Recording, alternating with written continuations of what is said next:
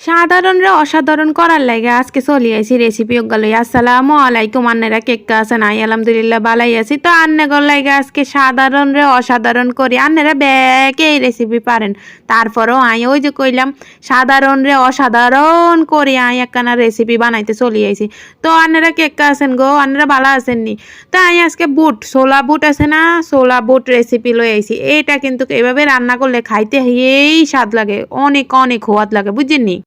যাই হোক আন্নেরা একখানা বানাই খাই দেখিয়েন তো আই একুলে পাড়া ফুতা লই লইছি অবশ্যই কিন্তু ফাড়া ফুতা লাগবো বুঝিনি একখানা কষ্ট করি খান তো ফাড়া ফুতার লগে আই লই লইছি এলো গিয়া এখানে আদা রসুন আর কদা পেঁয়াজ কুচি বুঝিনি আর একুলে দিয়ে দিমু এবার জিরা জিরা দিয়ে এবার আই সুন্দর করে বাড়ম বুঝিনি কইলাম যে একখানা কষ্ট করে খাইতে হইব ব্যালেন্ডারে করতে পারতেন না কিন্তু এটা কিন্তু ফাড়া ফুতাত করি খাইলে হেক্কা স্বাদ লাগবে বুঝিনি ফাড়া ফুতারটা আর ব্যালেন্ডারের কিন্তু অন্যরকম স্বাদ হয় না বুঝিনি তাই এখন বেগুন বাড়ি লইছি এবার আই এগুলো আবার দিয়ে দিমু কাঁচামরিচ বুঝিনি কাঁচামরিচ দিয়ে এবার আমি কাঁচামরিচ গুলো বাড়ি লইম আজকে কিন্তু সব বাটা মশলার মধ্যে আমি বাটা মশলা দিই এবার আমি সুন্দর করে ছোলা বুটটি বুনা করুম বুঝিনি তো বাড়াবাড়ির বেজাল শেষ করি এবার আমি একখানা কড়াই একটা লই লেছি কড়াইয়ের মধ্যে আমি দিচ্ছি দারচিনি এলাচি তেজাতা বুঝিনি তেজাতা আর দারচিনি এলাচি দিই এবার এটির একখানা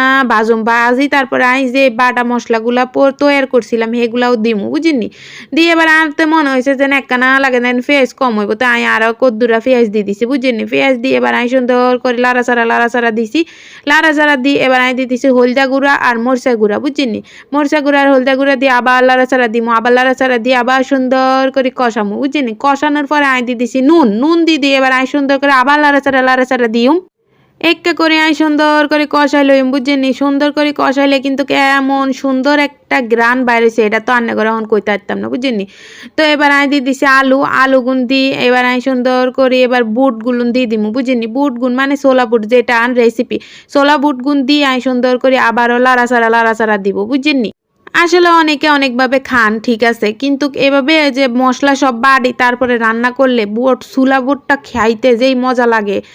রোজার মাসে ছাড়া কিন্তু আমরা ছোলা বুটটা তেমন খাই না তারপরও এই জন্য আর কি এরকম স্পেশালভাবে রান্না করলে তখন কিন্তু এটা খাইতে অনেক মজা লাগে বুঝিনি এই জন্য রান্নাগুলোকে আসলে শেয়ার করতে চাইছিলাম তো আমার আফুরা বাইয়ারা কে কেমনেভাবে খান আরে কিন্তু কমেন্টে জানাবেন আর মনে কইছে একটা রান্নাগুলোকে এই বুট ভাজিটা শেয়ার করতাম এর লেগে রান্নাগুলোকে চলে আইছি বুঝিনি যাই হোক তারপরে আইন এরকম করে সুন্দর করে বেগুন রে লাড়াচাড়া দিয়ে কষা লইছি বুঝিনি কষানোর পরও একটা সুন্দর গ্রান বাইরেছে এখন আই কিরমু বুঝিনি একুলে কদ্দুরা বালা মতো হানি দিয়ে দিমু বুঝিনি হানি দিয়ে দিমু এই দেখেন রান্না করে সুন্দর করে ঘুরাই টুরাই দেখাইতেছি ও মা গো ক্যামেরা যে লড়াচড়া করে এর